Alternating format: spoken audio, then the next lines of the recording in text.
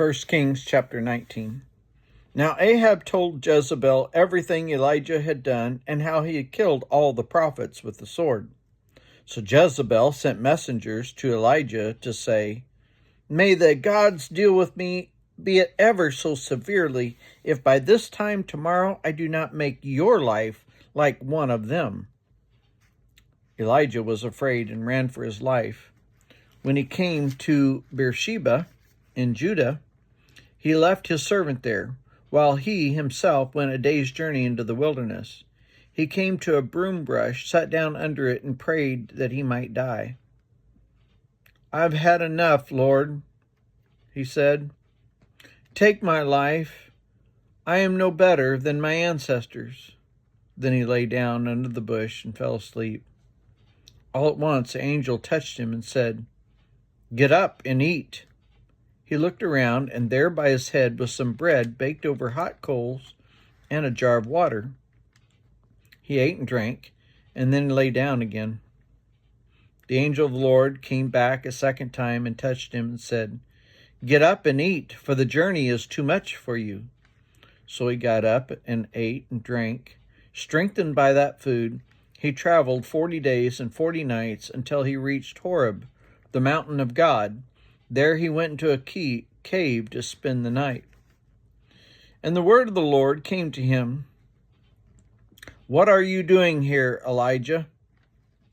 He replied, "I have been very zealous for the Lord God Almighty.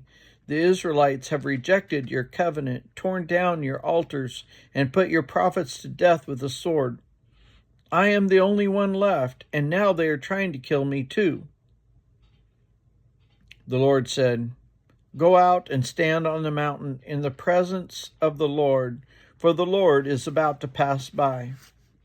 Then a great and powerful wind tore the mountains apart and shattered the rocks before the Lord. But the Lord was not in the wind. After the wind, there was an earthquake. But the Lord was not in the earthquake. After the earthquake came a fire. But the Lord was not in the fire. And after the fire came a gentle whisper. When Elijah heard it, he pulled his cloak over his face and went out and stood at the mouth of the cave. Then a voice said to him, "What are you doing here, Elijah?" He replied, "I have been very zealous for the Lord God Almighty. The Israelites have rejected your covenant, torn down your altars, put your prophets to death with the sword, and I am the only one left, and now they are trying to kill me too." The Lord said to him, "Go back the way you came, and go to the desert of Damascus. When you get there, anoint Hazael king over Aram. Also anoint Jehu, son of Nimshi, king over Israel, and anoint Elisha, son of Shaphat, from Abel Meholah, to succeed you as prophet. Jehu will put to death any who escape the sword of Hazael, and Elisha will put to death any who escape the sword of Jehu. Yet I reserve 7,000 in Israel, all whose knees have not bowed to Baal, and whose mouths have not kissed him." So Elijah went from there and found Elisha, son of Shaphat.